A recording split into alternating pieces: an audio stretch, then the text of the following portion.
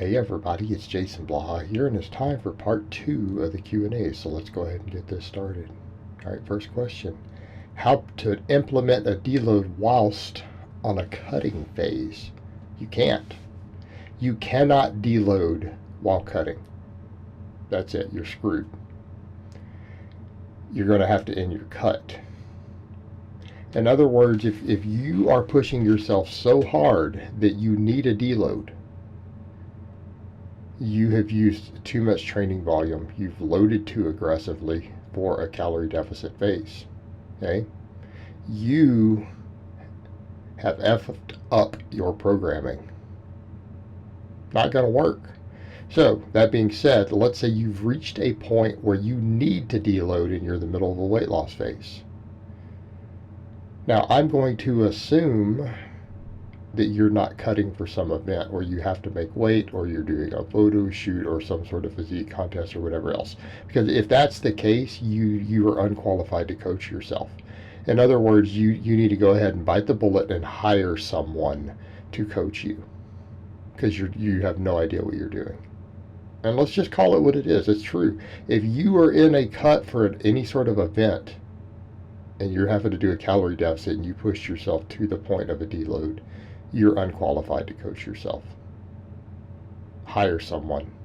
Or you need to not compete or do photo shoots or whatever it is that you were going to do. Okay? You're just not cut out for that.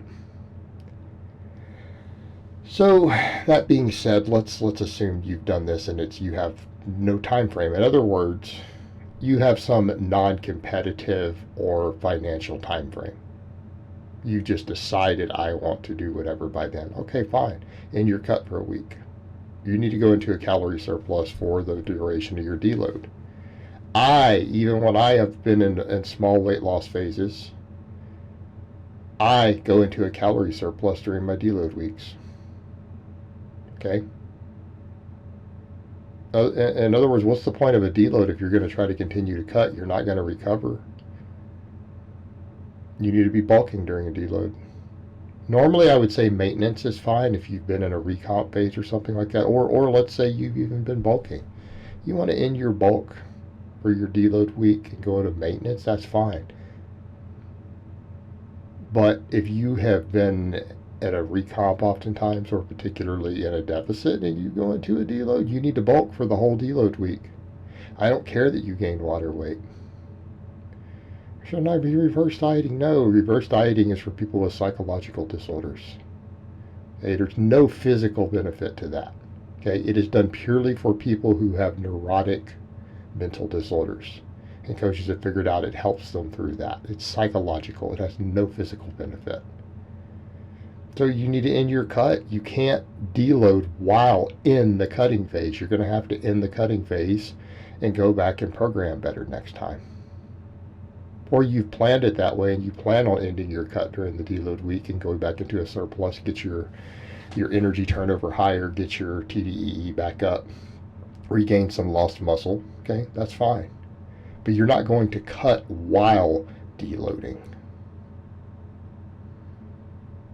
You're going to have a whole lot of problems. In fact, I'm going to say if you try to continue to do a weight loss phase in the middle of a deload week, you probably have an eating disorder and you need to go seek professional help. You need to get a therapist at that point.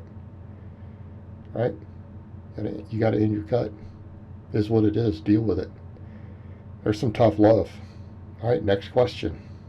What would happen if instead of doing regular conventional lifts like squat, bench, deads, we could only, why would that be? Train deficit, pause deadlifts, pause squats, pause medium grip bench, and never did the regular movements like ever. 5-pound increase on those variations would be a higher increase for the regular lift. What's the point on training the easier variations of a lift other than displaying the strength? Loading. Okay, pause deadlifts suck. I'm going to state that up front. Let's talk about pause deadlifts for a minute.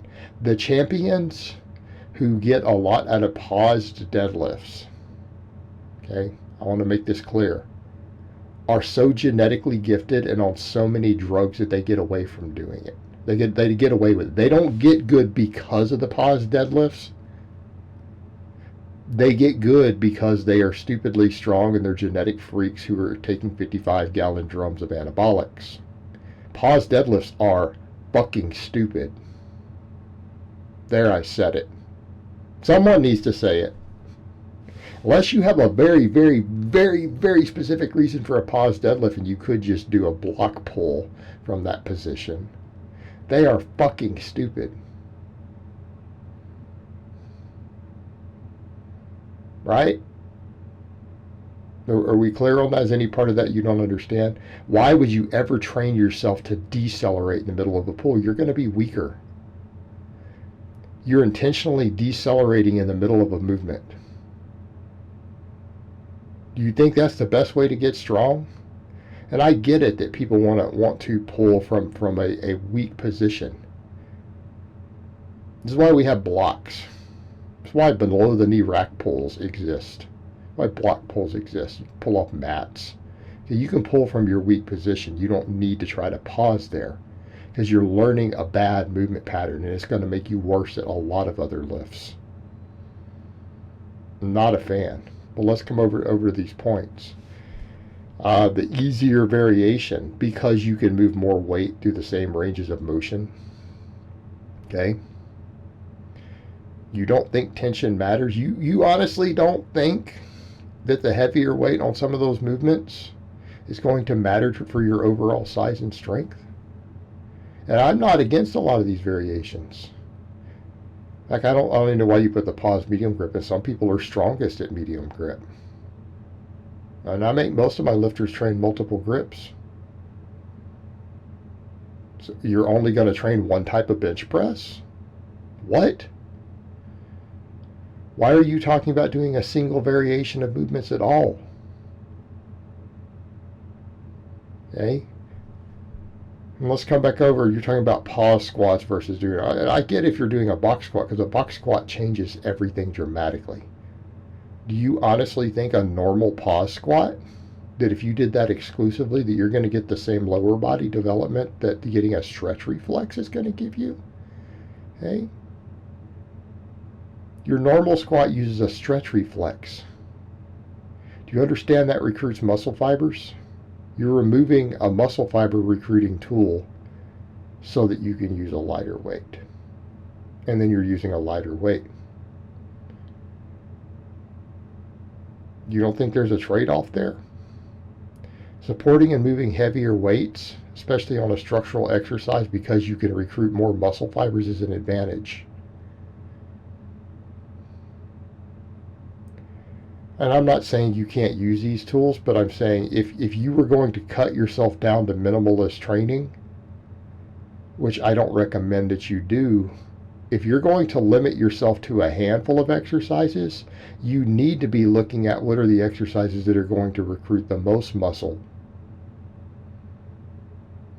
What's going to let me lift the most weight? You shouldn't even be caring about stimulus to fatigue ratios if we're going to limit exercise selection.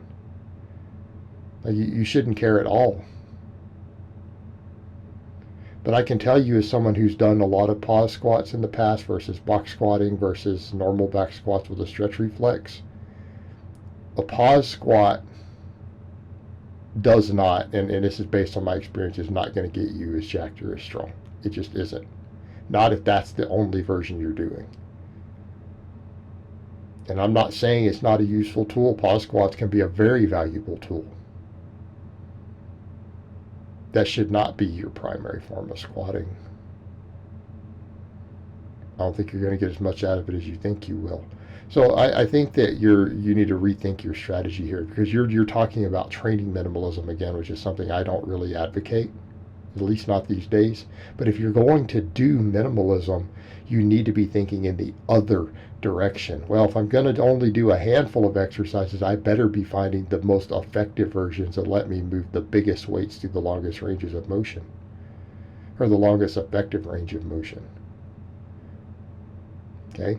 Does that make sense? You're approaching this from a very, very incorrect mindset. That ended up taking up our whole Q&A for this block. All right, guys, that's really all I have to say on that today. I hope it's been informative, and I will talk to you guys next time.